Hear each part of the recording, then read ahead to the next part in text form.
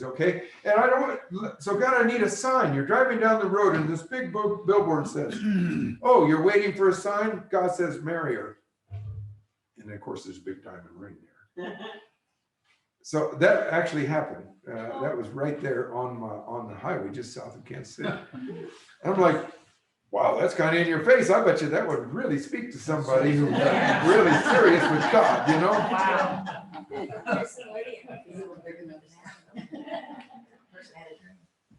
Yes. Yeah, it is really good. Our daughter and son-in-law just moved to Nashville just in September, October. And they made this decision based on ignorant sources that confirmed what their heart was feeling. And they said, well, we're just not going to move on it until, and some pretty in-your-face God signs. But their best friend goes to bed that night, who knows nothing, and wakes up the next day and said, Lydia, I just had this crazy dream that you guys were moving to Nashville. And she knew nothing. So just cool. You know, when God does it, oh boy, your heart is affirmed, it's established, it's unshakable. Okay. Number two, you can't manipulate the God sign. So how would that be? Well, now see, I can't tell Mr. Deep Pockets, who's in the back of the prayer room right now, I can't tell him about what I'm wanting to do. And I can't tell him that I don't have any money, but I'm up on the prayer mic. Oh God, you know that there's a whole delegation of going on a mission trip and a lot of us don't have money. And Lord, you know how you bless those who go and those who stay. And so Lord, the crowns are going to be the same for those who sow into it and those who don't. A little manipulation, maybe. Or, you know, I can't tell so-and-so about what I'm thinking, but what if I were to give him on it? Now, you got to really mean business at this. You know, if you're looking to squeak through something, you know, you can do it anywhere along the line. That's right. But what we want to do is come to a position where we know, right? Number three is your God sign, when you tell it to somebody, has to convince your worst skeptic. You got somebody in your life that always says, oh, Mark, you're always pie in the sky, head in the clouds. You know, you're always telling this harebrained stuff and you're always having an egg on your face. And now you're telling me this next thing, you know, and come on, Mark. And of course, maybe they don't say that because they don't want to offend us too much, but that's what they're thinking, right? Because we had so many failures in our decision making. Now, maybe, obviously, to this group, I'm probably exaggerating extremely so, but to make a point. But what happens if you tell this skeptic in your life, and they say, oh my goodness, I don't even believe that God works like that, but if there was a God that worked like that, that'd have to be God. There ain't no other way. That's a 1 in a million, whatever, you know? So convince your skeptic. The next thing is, has to blast the devil back to hell. I like that. Back to H-E-L-L. And that's what Jesus did in the wilderness. Devil came to tempt him 3 times, right? And what was Jesus' response each time? Same words. It is written. It is written. So what we're wanting is something so Rhema-ized. I like that word. It's so much Rhema that puts not only security in our own heart and footing under us, but the power, dunamis, to press through and blast through. That's what Jesus was able to do when the devil tempted him. He says, devil, it is written. Why did he say that? Because whatever God said is much more true than whatever the devil said. And Jesus is just going to say whatever God said. Right? So what we want to be able to do is use our God signs as the authenticating factor to establish whatever it is that we've chosen or decided to do. Okay, so now let me make a little graphic here. I don't know, John, what you want to do here.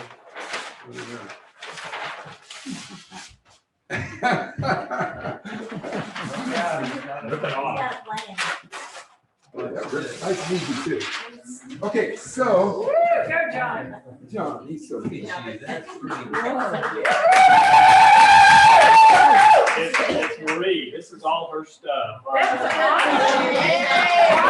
It's got a sticky on it. Yeah. Get some of that.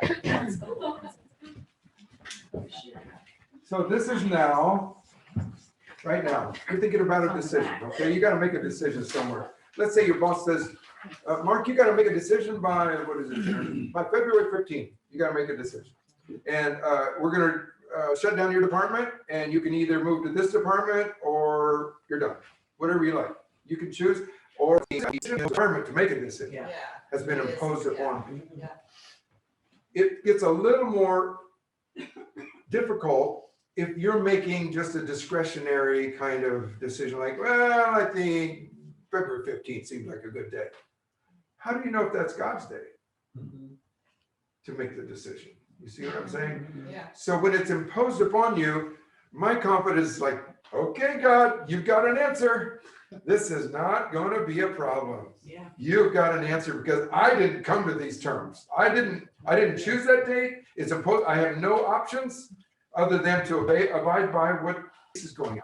You're going to end your lease. Should I decisions that are imposed upon you from the outside in the future? It's a question mark right now. It can be anything. It's better if this date's way out of the future rather than like in 2 hours. So that requires that we're going to have to be more mature, take responsibility for our life. Can't just skate up to D-Day and like, I haven't thought about this, you know? Because if you've noticed on the back side of that, top of your graphic, there are several other ways to find the will of God, and they're not so, I think, respectful of God. Actually, for immature. Because babies, they want the binky right now. And they got a dirty diaper, by the way, you know, and Father God, he's so good. He just takes care of us. But when we get mature, then it's time to be responsible. So one of the ways, well, God, I'll just take the first thing that comes my way. I'll just say, that's you. I don't know what else to do. I'll just do it, you know. That's one way. And the third way there is, stop me if I'm wrong, God. I'm just going to do this. You got to put the brakes on. I imagine you, I know I've done it. But I don't see that as being respectful of God, not respectful of our relationship. He's looking for partnership. He's not looking for dictators, to be a dictator and somehow adjudicate, stop, you rebellious son, you know. He's looking for a partner. Like, how about you begin talking to me about 3 months ahead of time, and how about you and I just have a good, friendly little walk along the way? And every day, you don't badger me with this stuff. God, you better come through on this stuff. It's like, no, God, I'm enjoying it. You've got a good outcome to that story. And I don't know what that's going to be, but you've always been good to me, God. All my stories have ended up good. David said, all the lines of my life have fallen on me in pleasant places. Yeah. You may not like it at the time, but you see where it's brought you to. And you can see the good of it. So God, this is going to be a good story. 3 months of just walking with God. And I may not know anything during that whole time. To me, that seems respectful of relationship. So it's just going to require us to get more, as I say, responsible about how we live our life. So what I do then, somewhere between here and there, and that could be any period of time, I do virtual. Nowadays, we know what virtual means. It's not in real life. I go virtual. I go out, here's my little stick man. Here's me with a sledgehammer. And I'm driving a stake into the ground on that date. February 15th. That's my last date. On that date, God, I'm confident that you will have an answer. Because my boss said I have to make a decision. I got no other options. That means you've got a will that you're going to reveal to me. And so that's my last date. My last moment right there. I'm going to make a decision, A or B, based on whether or not I get the 2 or 3 God signs. Now, how do I qualify the God signs? Through my qualifiers. So now my God signs got some punch to them. They got some horsepower. Okay? They've got some teeth in them. They're helping to fortify my faith. My faith is rising. If I get them. But here's the cool thing. Here's the interesting thing. You see, me going out in the future and driving a stake on that date It's me telling God, I put your hands on the 10 and 2 position of the steering wheel. This is my fail safe. This is my, like, I will not. This is stay the course.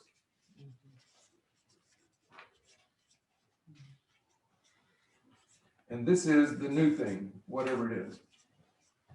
Now, I call this a template, right? A template. So this can be adjusted any way you want. It's just to help you get started so that you can put your own words, your own time periods and whatever, so you can make it your own. Okay, so here's the cool thing though. Between now and here, I am not going to badger God, and I'm not going to tell God, God, you got to come through for me. There's a lot on the line here, God. As if he didn't know about that, right? So what I want to do is get my heart free of ambition or fear. Either way. So I want to just take my hands off the wheel and say, God, and this is real important. I do not care how it comes out. Just as long as I hear. That's all I have to do is hear. Now, I dare say that's one of the hallmarks of a mature son or daughter.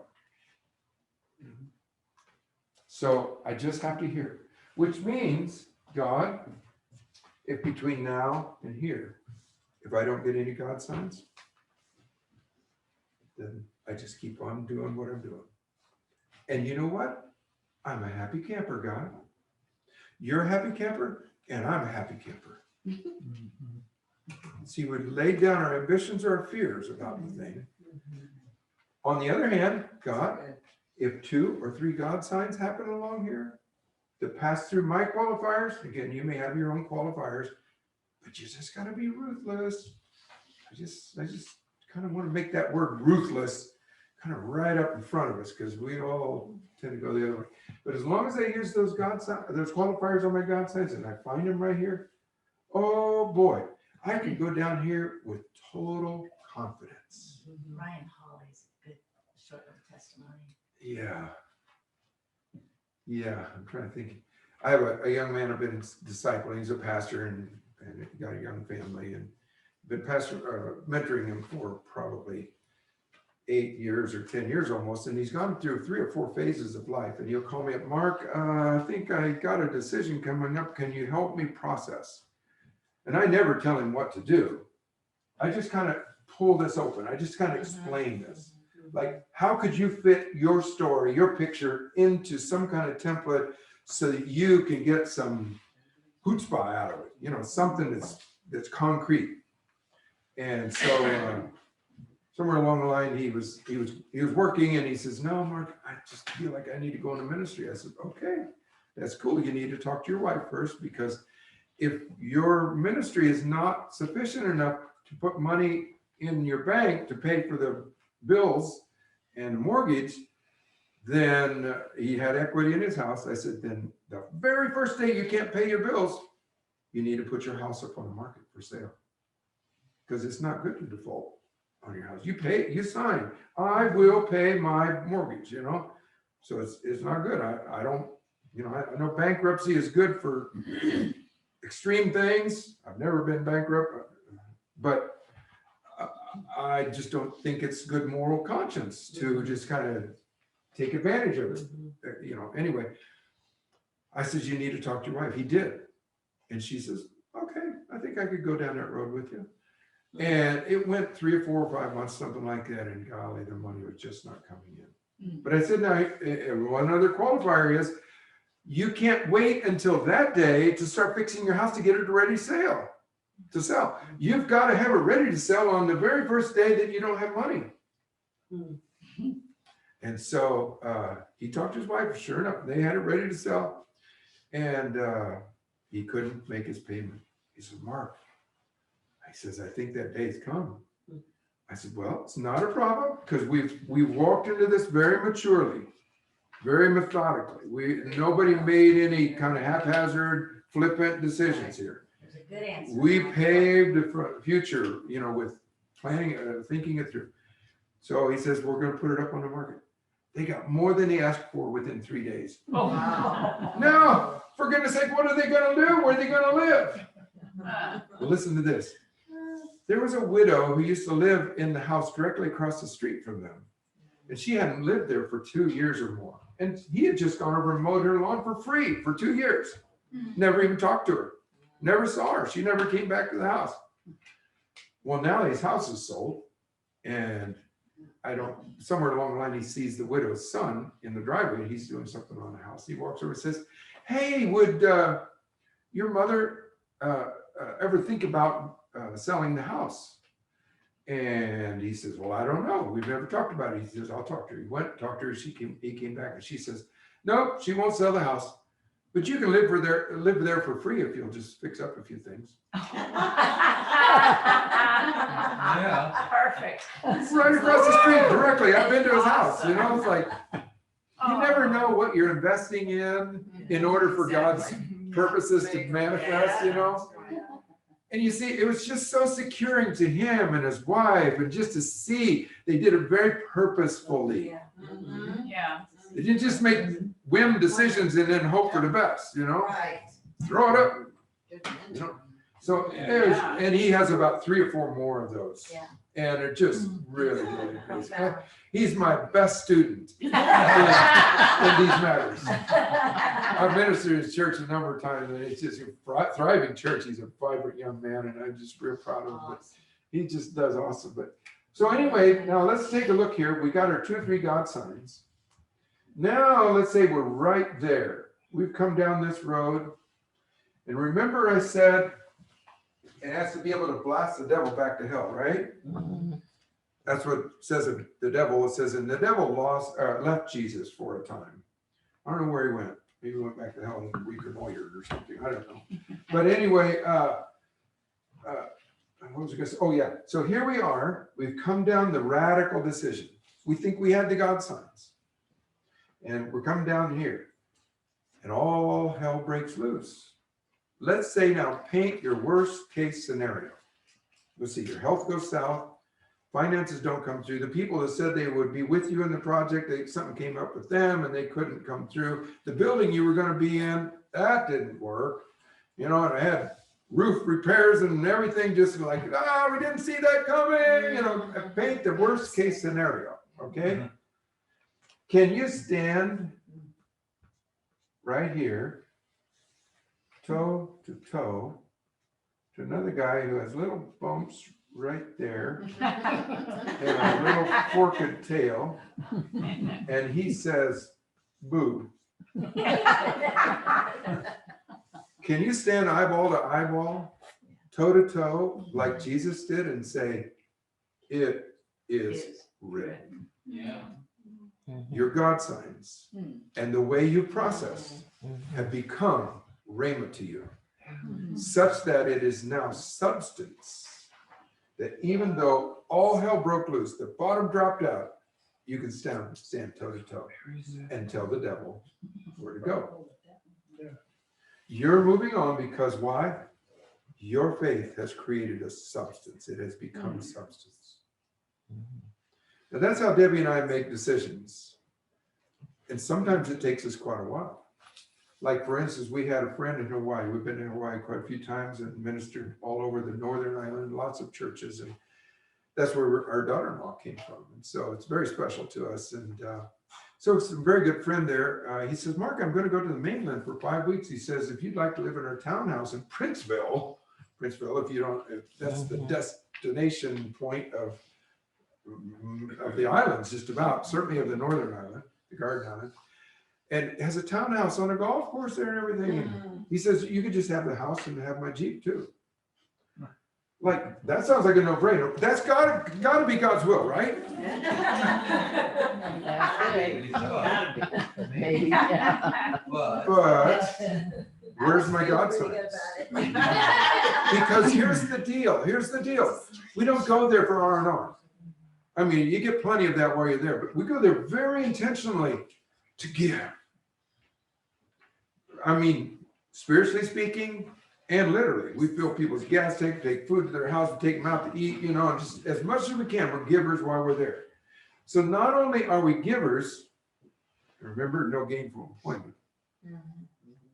We have a banker broker from heaven who's just got cattle on 1,000 hills. So we never run out. It's never a money thing at all. It's just, I don't want to presume.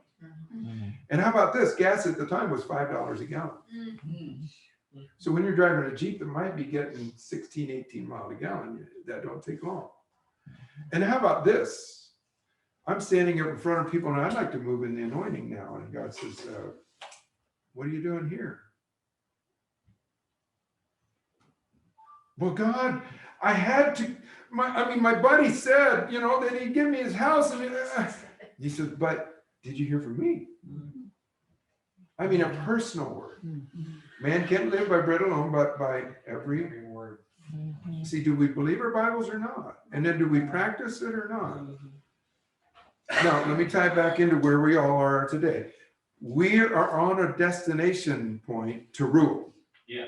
You cannot rule, I don't think, until we absolutely know that we know that we've heard the voice of God, because you cannot be an oracle without hearing. You can't adjudicate, rightfully so, righteously so, unless you've heard his heart. And somewhere we have to built into us the methodology to know that we've really heard. See where we're headed with this? It works in temporal realm. It works in practical things all the time, making decisions and job and houses. It works in that very well. It's very practical, but it's also got huge implications when we step into the even bigger world. And you begin to set nations or tribes or families or whatever in motion by your word. Yeah. So we don't want to be a loose cannon, right? Amen. So when we're still back here wanting to qualify our 2 or 3 God signs, was it an ignorant source? Yeah, okay. Did I manipulate it? No. Oh, this is an amazing story. I mean, anybody would believe this. And this one was the hypothetical, but the virtual one where before everything happened, when I'm still back here, I step out into virtual and I imagine all hell breaking loose. The bottom dropped out. Nothing I planned was going right. Could I stand there, toe to toe, eyeball to eyeball, until the devil, it is written. See, if I've qualified my God signs ruthlessly like that, then I can come through here and make this decision, knowing even if the bottom drops out, even if my brothers want to kill me and throw me in a dungeon and then sell me into slavery, and then Potiphar lies to me, and then I get forgotten in a dungeon, in a jail cell, I know my dream was the sun, moon, and stars would bow down. That's messing me up, because that's where we're headed, guys. The ability to be able to walk on a foundation of faith, not by sight. It didn't look very good for Joseph. How many years? Some people say 13, 17 years during that time period. It didn't work so good for him in natural. But the Bible gives no indication that he sinned in any way, in attitude, heart, or deed. He kept his heart pure. Somehow, we don't know all that. We don't hear a lot about that, about Joseph, but he's a great type of Jesus. He endured injustice without retaliating or that whole thing. But somehow you see God had established in his heart that there was a day and time when he would rule not only with his brothers and family, but it seemed like even more implications with his several dreams he had, remember? That his brothers didn't like, by the way. But anyway, so you and I, if we can get those God signs established, we can walk on the water. On the waters, how about that? Just leave it with that. Peter getting out of the boat. Good. So Jill, you saw water. I did. What happened to Hawaii? Are you going to finish that story? yeah, so well, I guess so. Yeah. So Debbie, she is amazing at finding deals, airline tickets, and that sort of thing. She's the queen of coupons and deals. Okay. And she says, we got some points and we could get these things, but we better get them now, because we don't get them now, we'll lose them, because those things go fast. Well, fear could drive me, Mm-hmm. but did I hear? No, I'm sorry. In my heart of hearts, in the most innocent, quiet place of my heart, I hadn't heard. And so time goes by and I call my buddy Scott and I said, Scott, I just haven't heard it. It sounds like it's going to be God. It sounds like we're going to be there. It feels good, but I just haven't heard yet, Scott. I think it's going to work out. Well, anyway, several things happened on the Hawaii end, and from ignorant sources and no manipulation and that sort of thing. I have one or two of those, I forget.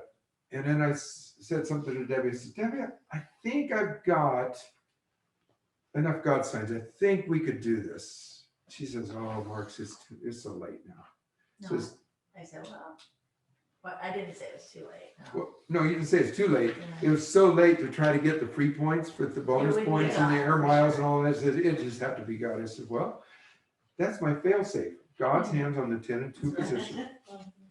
Where I don't want to be there if he doesn't want me there. Yeah, come on. You don't want to be somewhere where he doesn't want you, right? That's right. See, we have to coach our hearts into that. Yeah. So we don't get offended at God. Jesus said to the disciples, John's disciples, blessed are he who is not offended by me. Yeah, that's right. It's just, we have to coach our hearts. God, as long as I can hear, I am a happy camper.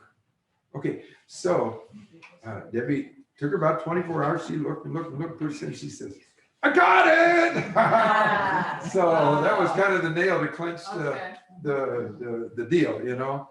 And so we went over. It was amazing because you see, not only do we have expenditures on the island side, but while you're gone, your mortgage at home still piles up, you know, and your utilities and all the other stuff, insurance and, you know, and so you've got to hear. If you don't hear, then you're just chasing your tail all through life, trying to recuperate what you overextended yourself into.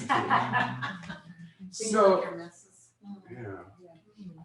Anyway, it was a great time. And like I said, we've been in lots of churches just over there. Let me just kind of, again, a little redundant, but this is very, very, very, very, very practical on a day-to-day, like thought by thought process. This is where we actually live. But the reason this is so vital, is because you and I are destined to rule. Yeah. And we're destined to rule, but you cannot rule. I think it's Proverbs says, a slave or a beggar does not make a good king. The earth groans when a slave becomes a king, something like that. I'm murdering a little bit, but you get the idea. So if we do not know how to hear, then that's going to be trouble for us and trouble for, I hesitate telling this, but so you guys all know Bob Jones. Yeah. We're good friends with him. We lived right next door. He babysit our kids, and he visited our house in St. Louis, and then we were back and forth for breakfast to each other because we lived in his rental house right next door to him for some time, and so very good friends. And there was somewhere along the line that somebody had mentioned a ministry in another city, and it kind of touches my heart. Because I love Bob so much, but he in his soul, he says for 6 seconds, he made some assignment words from his soul about that ministry in another city that weren't good, just out of his soul. In other words, he was, what's a good word to say? Assigning character attributes and which weren't good, disparaging remarks. Okay, it wasn't just disparaging remark. This is coming from an oracle voice. This is coming from a man of stature. This is a man who people listen to, and not just men, but heaven listens to. Exactly. He went home that night and was afflicted in his back, and he couldn't get off of the sofa for 6 weeks. A friend of mine, a new acquaintance of mine, came from England. And he was staying in my house, and I said, I'd like to take you up and visit Bob. Because at this time now we lived about 20 minutes away. And we drove up to Bob's house, and my friend, who's not really known to be prophetic, but he just had a prophetic moment. And he says, Bob, I'm supposed to lay hands on you and prophesy over you. And instantly Bob was healed and right up off of his bed, off of his, he was in the sofa in the living room. No pain whatsoever, completely delivered. He says, it's been 6 weeks. 6 seconds. Speaking of my soul, 6 weeks on my bed. That's why I say, I think the more mature we are, the more serious what we're talking about becomes. Because you're messing with kingdom. As babies, it's not a problem. You dirty your diaper and the stuff squeaks out and it's all over the kitchen floor and mommy and daddy don't care. It's no big deal. We just clean it up. We expect it. But we better not get that from somebody of mature stature, right? That just wouldn't be right. Well, anyway, it's much more than that. That's just a little analogy. It's much more than that as you and I are learning how to live in the heavenlies, not just live there for fun and games, which is wonderful. I love that big time. But learn how to rule. Yeah, Amen. good word. So this is vital. Yeah.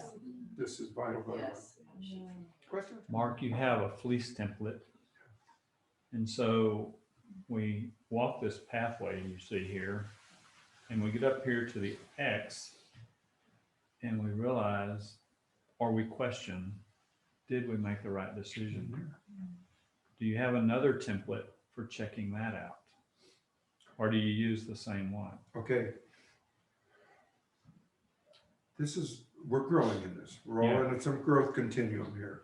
So some are better at this than others, but we're being invited to put all our eggs in God's basket. That's right. If he said it, then I don't have to see it. Meaning in the natural working out, because God's ways, look at, again, back at Joseph. Here's my dream. Whoa, God, whoa, God, whoa, God, whoa, God, whoa, God. And he just held his heart true, at least the best we can ascertain from scripture. Or let's just take healing. Do we believe in healing or not? Do we believe God's word is true? Amen. It's the children's bread? Yeah. Then it's, well, I didn't see it. Maybe healing's not for today. That was back in the early church day.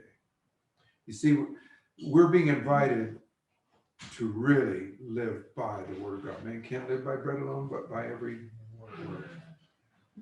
So we're all in a growth continuum. Some of us are pretty newbie at it. Like, I want to believe God, I'm trying. And then like, whoa, this has worked several times. And I think I can pretty much believe, maybe not this time. And now we're down here. It's like, I tell you, bless God, that thing's going to come through. I don't care what happens. You know, so we're along that continuum. And may I say, don't try this unless you really believe in it and you're ready to go the distance. Because here's what can happen. You put it all together. Hey, this is fun and games. You know, and that's fun until it gets up here and it ain't what you wanted. It's exactly right. And now you go down this road. And so God, being his loving, good father that he is, he cleans up your mess and you come through, okay? But the next time you try to hear from God, there's going to be a little voice over your shoulder. This guy with the bumps on his head. He said, nah, you tried that last time and you didn't follow through. You're probably not going to do it this time either. So just make it easy for yourself. Don't try this unless you believe in it. And if you believe in it, go the distance. It's the trying of our faith that works patience. And when patience or perseverance has its perfect work in us, we've been made mature and complete, lacking in nothing. James 1. Yeah, so there are no men and women of faith of the scripture, the Bible, that didn't go through these kinds of tumultuous times. They got tested at, the nth degree. That's right. And so it's probably going to happen. Let me point out the other handout I gave you. Follow life. Now this is a little more subjective. I'll just go over maybe 3 minutes here. This is more subjective, but this is my 2-word motto that we've been practicing since early 90s. I just say, God, I believe that if I can somehow be in touch with what my spirit man is feeling, in other words, the leaping, the joy, the life of God in your spirit man, if I can get in touch with that, then I want to let that be part of my way of determining whether I should do something or not do something. In other words, it boils down to real simple, follow life. If something's hard, I don't mean hard like it's going to require you to get up early in the morning. That's not the hard I'm talking about.